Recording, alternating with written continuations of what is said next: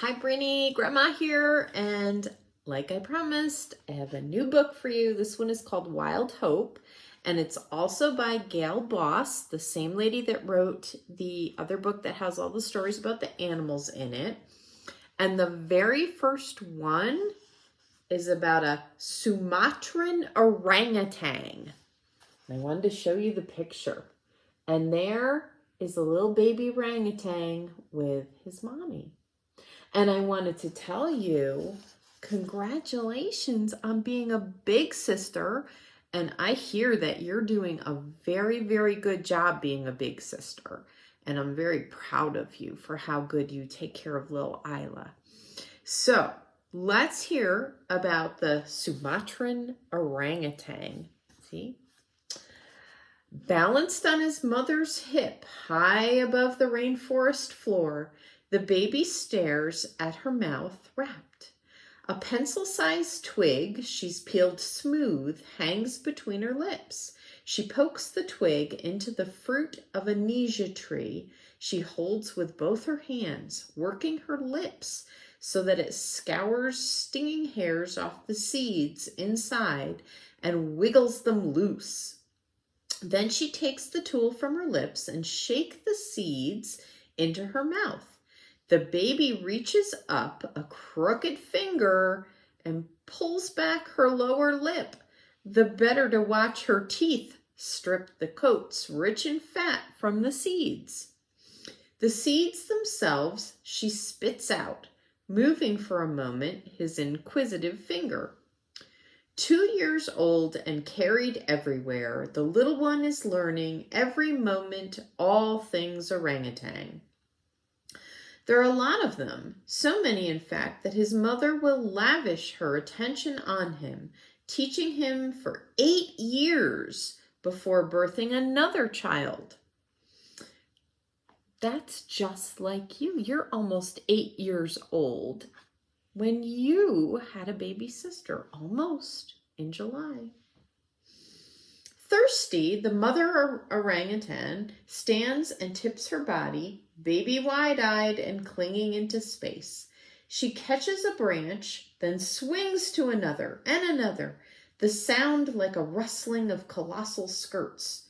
Arriving at a tree she knows has deep holes where water collects, she pulls off a branch, dips it into the hole, draws it out, and squeezes the wet leaves, dribbling water into her mouth. And then she sprinkles the babe's upturned face. The mother learned this from her mother and others she watched in her 45 years in the treetops. Also how to use the leaves as an umbrella or as gloves or a pillow. Though orangutans don't live in social groups like other apes, they pass on ingenious innovations. They create an orangutan culture unique to their locale. Locales now cut off from each other. A century ago, 100,000 of these species swung through the canopy from one end of Indonesian island of Sumatra to the other. Now confined to just 9 pockets of forests at the island's northern tip, they number fewer than 7,000, and hundreds are lost every year. With a full stomach and midday heat building, the mother hoists the babe onto her back and swishes to a tree suitable for her next purpose. Braced against the trunk, she yanks branches into her lap. The little one, peering over her shoulder, watches her long, deft fingers expertly weave them into a nest. Finished, it's sturdy enough to hold her nearly 100 pounds and the baby and another, because it's likely at nap time for her older son to join them. Now 10, he's beginning to live on his own, but for 2 years yet, he'll return often to his mother for her food offerings, or lessons in tool use, and for comfort. This afternoon, he's the first to wake and pull away from the soft knot of their bodies, and usually he waits for his mother to rouse and nurse the baby. Then after they swing away, he might take the nest apart, examining his mother's construction. Today, he stretches tall on an adjacent limb, nostrils working. Soon, his mother joins him, baby clasped across her chest. Smoke seeps through the canopy, an acrid fog. The young male is already rubbing his eyes. Mother leading, they begin to climb, trying to get above the sting and the choke, but Smoke climbs faster. In the distance, they catch glimpses of leaping orange fire. The trees have been cut and fire set to the ruin, preparation for another plantation of oil palm trees. Cookies, ice cream, cake mixes, and chocolate, bagged bread and pizza dough, lotions, lipstick, toothpaste, soaps, shampoo. Half of the packaged products in supermarkets are made from oil pressed from the tree's fruit. It's versatile and cheap, palm oil, so the corporations can't keep up the demand, not even after felling and burning tens of millions of acres of humming, lush rainforest that is the only home of the orangutans and thousands of other species. So in another pocket of the rainforest, 100 miles away in a small building, 2 women bottle feed baby orangutans.